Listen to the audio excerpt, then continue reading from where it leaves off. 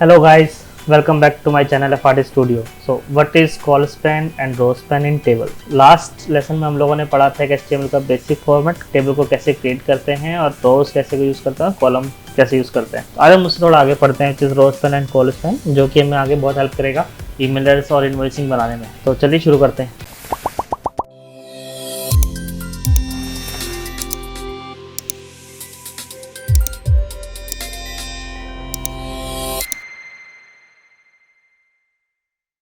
तो यहाँ पे मेरे पास ऑलरेडी एक बेसिक HTML का हमने फॉर्मेट ऑलरेडी बना के रखा हुआ है। तो अगर आपको नहीं आइडिया है कि इसको कैसे बनाते हैं तो आप मेरे पुराने ट्यूटोरियल्स में जो है सीरीज़ का वो देख सकते हैं। तो शुरू करते हैं। सबसे पहले हम लोग बनाते हैं टेबल, एक बेसिक टेबल टैग बनाते हैं हम लोग। टेबल को क्लोज करते हैं। ये थोड़ा कॉम्प्लिकेटेड है तो समझने में थोड़ा सा टाइम लगेगा।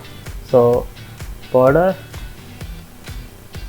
1, अभी यहाँ पर हम लोग सेल्फ पैडिंग 0 और सेल स्पेसिंग।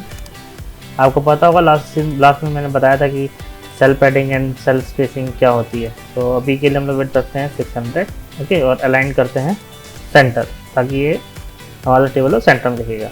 तो अभी के लिए बेसिक स्ट्रक्चर के लिए हम लोग क्या करते हैं, एक रो बनाते हैं और उसमें कुछ कॉलम्स ले लेते हैं। कॉलम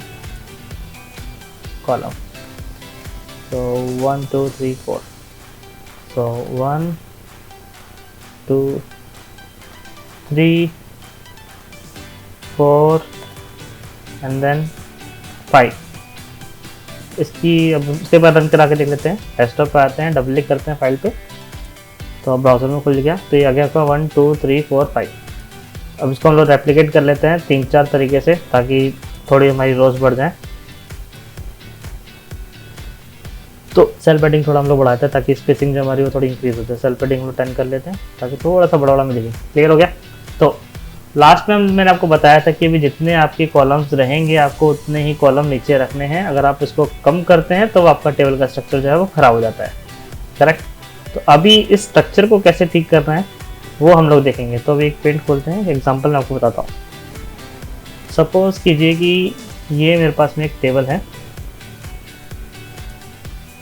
ठीक।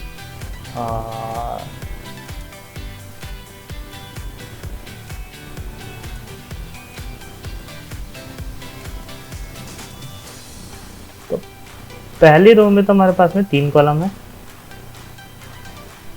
सेकंड रो में सिर्फ 1 कॉलम है, देन नीचे हमारे पास फिर 3 कॉलम है, एंड देन फिर 1 कॉलम है, एंड देन फिर ये 2 कॉलम है। तो इस स्ट्रक्चर को कैसे बनाएंगे, अभी आपको बताया था कि अगर हम लोग सपोज 3 की कॉलम बना के अगर हम नीचे वाले में सिर्फ 1 ही कॉलम रखते हैं तो मेरा जो स्ट्रक्चर है वो पूरा का पूरा बिगड़ जाता है। ठीक है। तो इसके अकॉर्डिंग जो टेबल है मेरी यहाँ से लेकर यहाँ तक आनी चाहिए। तो इसके लिए हम लोग जो है कॉल स्पैन यूज़ करते हैं। तो कॉल स्पैन यहाँ पे क्या करता है कि आपको पर्टिकुलर एक कॉलम को कितने कॉलम के अकॉर्डिंग उसको एडजस्ट करना है। जैसे हम लोग एक्सेल में मर्ज यूज़ करते हैं वैसे ये, तो उस कॉलम को आपको कितने कॉलम के अंदर एडजस्ट करना है उसके लिए हम लोग कॉल स्पैन यूज़ करते हैं। अब जैसे कि मेरा जो ये 1 वाला कॉलम है, ठीक, इसको मुझे कितने कॉलम के इक्वल करना है, 1 2 3 4 5 कॉलम के इक्वल करना है। तो मैं यहाँ पे लिखूँगा कॉल स्पैन 5। जैसे मैंने 5 किया तो आप देखोगे तो मेरा ये जो है ऑटोमेटिकली 5 के अकॉर्डिंग हो गया। अब मैं इसको एक लाइन दे देता हूँ, तो लाइन सेंटर कर लेते हैं। जैसे मैंने इसको लाइन सेंटर किया तो मेरा जो टेप वो है स्ट्रक्चर जो है सेंटर में आ गया। सेम ऐसे ही अगर सपोज कीजिए मुझे यहाँ पे मेरे पास में 2 कॉलम है और मुझे इन 2 कॉलम्स को, एक कॉलम को 3 कॉलम के इक्वल करना है और एक कॉलम को 2 कॉलम के इक्वल करना है। तो फर्स्ट वाले में अगर मुझे 2 कॉलम के इक्वल करना है तो मैं यहाँ पे जो है कॉल स्पैन 2 लिखूँगा। सेव करते हैं तो आप देखेंगे तो मेरा जो फर्स्ट है ये 2 कॉलम के इक्वल हो गया। एंड देन सेम ऐसे ही इस कॉलम को मुझे 3 कॉलम के इक्वल करना है तो यहाँ पे मैं लिखूँगा कॉल स्पैन 3। जैसे मैंने सेव किया, रिफ्रेश किया, तो आप देखेंगे तो ऑटोमेटिकली ये 3 कॉलम के लाइन हो गया और ये 2 कॉलम के लाइन हो गया। तो कॉल स्पैन का काम यहाँ पे यही है कि आपको पर्टिकुलर एक कॉलम को कितने कॉलम्स के अकॉर्डिंग सेट करना है, उसी के अकॉर्डिंग हम लोग कॉल स्पैन को यूज़ करते हैं। कॉल स्पैन मतलब अगर हमें एक कॉलम को 3 कॉलम के अकॉर्डिंग एडजस्ट करना है तो हम उस कॉलम को, उसमें रो स्पैन जो है वो हम 3 देंगे, कॉल स्पैन जो हम 3 देंगे ताकि वो 3 कॉलम के अकॉर्डिंग एडजस्ट हो जाए। जैसे कि हम लोग लास्ट में एग्जांपल देख लेते हैं कि अगर मुझे अगेन फिर से इस कॉलम को जो है सभी कॉलम के इक्वल करना है, सपोज मेरे पास में नीचे सिर्फ एक ही कॉलम है और मुझे इस कॉलम को सभी कॉलम के इक्वल करना है, तो इसके लिए हम लोग क्या करेंगे, यहाँ पे कॉल स्पैन देंगे। क्योंकि मेरे पास में टोटल 1 2 3 4 5 कॉलम है, तो मुझे यहाँ पे कॉल स्पैन देना होगा 5, तभी वो 5 कॉलम के इक्वल होगा, अदरवाइज वो नहीं होगा। देन अब समझते हैं आगे रो स्पैन क्या होता है। तो सेम इसी कॉलम की, इसी टेबल की हम लोग डुप्लीकेट कर लेते, कॉपी कर लेते हैं। यहाँ से हम लोग कॉपी करते हैं इस कॉलम को और इसको हम लोग पेस्ट करते हैं, सेव करते हैं, देन यहाँ पर आगे रिफ्रेश करते हैं। ये आगे मेरे को कॉलम, थोड़ा सा हम लोग स्पेस देते हैं। स्पेस देने के लिए अभी के लिए फिलहाल हम लोग BR टैग यूज़ करते हैं। BR टैग ब्रेक देने के लिए होता है, एक और BR टैग यूज़ कर लेते हैं, तो 2 लाइन का ब्रेक आ जाता है। तो अब जैसे हमारा कॉल स्पैन था वैसे ही हमारा रो स्पैन भी काम करता है। बस डिफरेंस क्या इतना है कि कॉल स्पैन जो हमारा कॉलम के लिए काम करता है, रो स्पैन हमारा रोज के लिए काम करता है। जैसे कि कॉपी करते हैं, पेस्ट करते हैं, पेस्ट करते हैं, पेस्ट करते हैं, पेस्ट करते हैं। तो ये मेरा एक कॉलम टेबल स्ट्रक्चर है नीचे, आप देख रहे होंगे।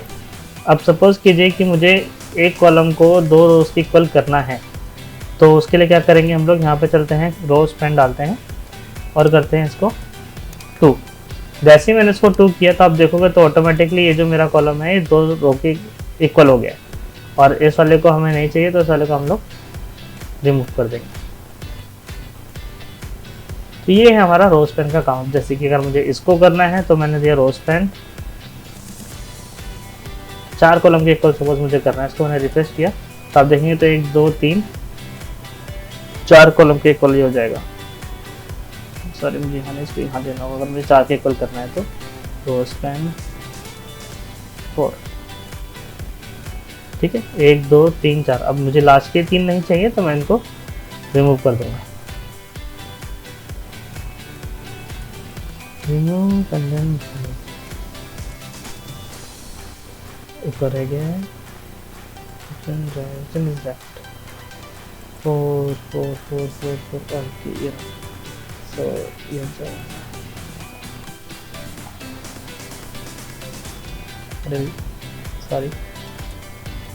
Sorry clear 1 2 3। अच्छा यहाँ पे 2 के लिए था ना, तो ये कट जाएगा सेम। तो ये हमारा जो है 1 2 3 4 के इक्वल हो गया, तो क्लियर हुआ। तो कॉल स्पैन क्या करता है यहाँ पे हमारा कि अगर हमें मल्टीपल कॉलम्स के अकॉर्डिंगली एक ही कॉलम को मर्ज करना है तो जितने कॉलम होंगे उतना ही हमारा कॉल स्पैन आ जाएगा।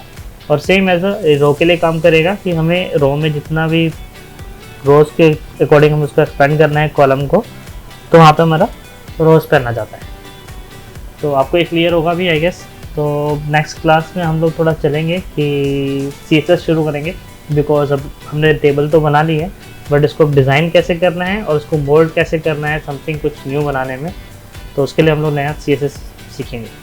और सो योर होमवर्क इज़ कि आपको जनरली नॉर्मली ऐसे ही कुछ बनाना है और कोशिश कीजिए अगर आपके पास कोई मार्कशीट है तो आप उस मार्कशीट को बना के मेरे को इंस्टा पर मैसेज कर सकते हैं, स्क्रीनशॉट लेके आप यूट्यूब पे मैसेज कर सकते हैं और फेसबुक पे मैसेज कर सकते हैं। इन सब के लिंक मैं आपको नीचे डिस्क्रिप्शन में दे रखे हैं मैंने, तो आप उनको देख के वहाँ पे मेरे से कांटेक्ट कर सकते हैं। जो भी क्वेरी हो अभी तक जितना भी हमने इस कोर्स में सीखा है या इससे अलावा भी अगर आप एक्सपर्ट हैं, आपको कुछ सीखना है, आपको कुछ नया जानना है, तो आप उसके लिए क्वेरी कर सकते हैं। तो मैं पूरी कोशिश करूँगा कि आप सबको रिप्लाई दे सकूँ। अगर आपको मेरा वीडियो पसंद आया हो तो हिट लाइक, और आगे सीरीज़ के लिए और नए और ट्यूटोरियल्स के लिए प्लान कर रहे हैं कुछ नई सीरीज़ लाने के लिए, तो सब्सक्राइब जरूर कीजिएगा और बेल आइकन को ज़रूर दबाइएगा नोटिफिकेशंस ऑन करने के लिए। Thank you.